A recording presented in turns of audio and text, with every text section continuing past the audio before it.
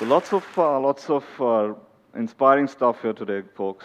We've got innovators, we've got people battling the odds, we've got people trying to change the world. Would you like to change the world? Well, as you look at your future today, and as daunting as it may seem, right? I'm here to tell you that it's yours for the taking. The world is your oyster, and this is your deflection point. You can be, do, and have whatever it is that you want.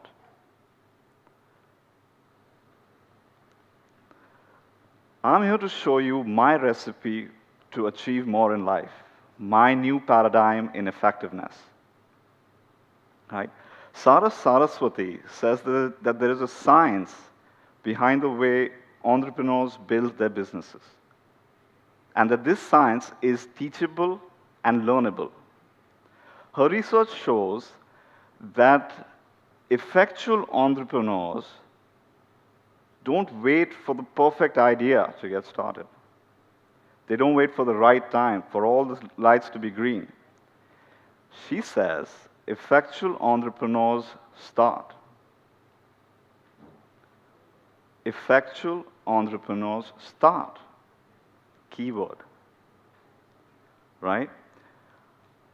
For all the success stories, we've seen not so successful ones that only round about could have, would have, should have. Right? Of missed opportunities and wasted talent. I'm here to tell you that you can achieve more with your life if you can get over your greatest obstacle, you. My recipe for achieving more in life, there are three things that we talk about. The first is habits and how they're formed, procrastination and what it is, and a key concept, a key tool that creates that paradigm shift to succeed, the Pomodoro Technique. Right? So in his book, Power of Habits, Why We Do What We Do, Charles Duhigg talks about the habit loop, right? And he says, and he explains that for a habit to form, there are three components that need to be present: a cue, a routine, and a reward. He says that the process in our brain, for the process to form, it's a three-step loop, right? And there is a cue, a trigger, that tells the brain what routine to follow and what habit to pick, right? And there is the routine, and this routine can be physical, mental, or emotional, and there is the reward that allows the brain to remember, to figure out whether this routine is worth remembering at all. For example, what happens when you wake up in the morning, right? The first thing that you do when you wake up in the morning, well, for most of us anyway, is to put some toothpaste on your toothbrush and brush your teeth. So there's the trigger, you wake up. And there's the routine, you brush your teeth. And what's the reward? You get this feeling of a clean mouth, right? Fresh breath, clean teeth. So habits emerge because the brain is constantly trying to become more efficient, trying to automate as much as it can. Left to its own devices, it will try and automate every routine and make it into a habit. Why? Because the brain is always trying to automate the process so that it can ramp down more often. An efficient brain allows us to engage more, to deploy more mental energy towards more creative pursuits, like inventing the light bulb, the television, the airplane, and more recently, MTV, Lady Gaga, and Justin Bieber. You know they are inventions, right? So what does this mean? This means that when you are sitting at your desk, right, you've got an exam in a week's time, and you've got your study plan in your hand. You sit at your desk, and you look at your book, and what happens? Bam, the TV looks at you. My show's on in 5 minutes. Can't study without that. Right? I won't be able to concentrate. So you go there and you watch your show, and 3 more after that. And before you know it, 2 hours are gone. You drag yourself back onto the chair, get in front of the book, right? And as soon as you start, your stomach starts rumbling. So you make yourself a sandwich, get yourself a drink, and finish off a bag of crisps. Right? And before you know it, it's the eve of the exam, and you have not touched your syllabus at all. Right? And what happens is, at that time, you say, oh, next time I'm going to study harder. I'm going to stick to my schedule. Right? I'm going to work harder. No, you won't. No, you won't.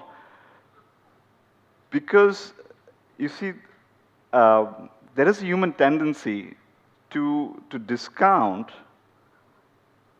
the reward, there is a human tendency to over or underestimate the value of reward depending on its temporal proximity. We call it temporal discounting, right?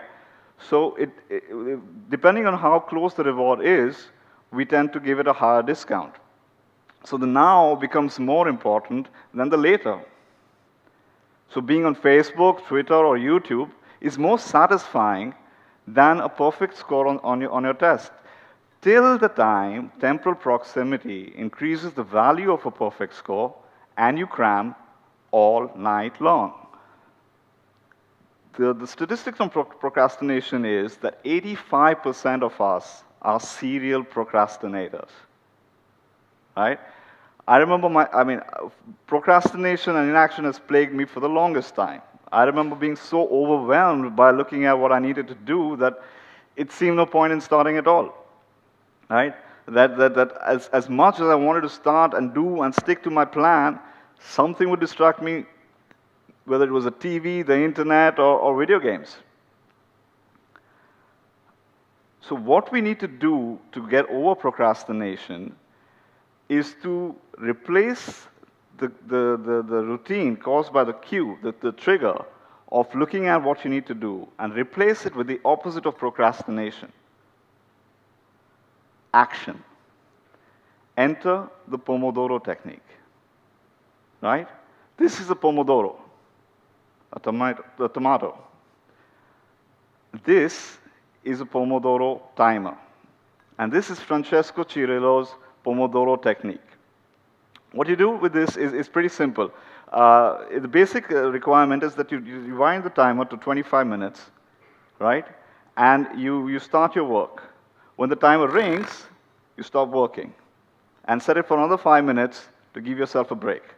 So what you do is you prepare your task list, and you allocate a number of Pomodoros, 25-minute intervals, work intervals that you think it requires, and you take the first actionable task, set your timer to 25 minutes, and start working. You have a recap of what you did before, do the work, and a review of what you have done. Right?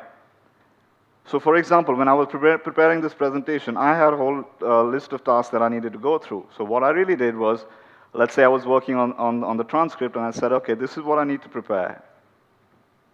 I looked at what I'd done before, I worked on it more, and reviewed what I'd done again. Right? So it's pretty simple. What happens is you are forced into action because as soon as you wind this timer up, it starts ticking.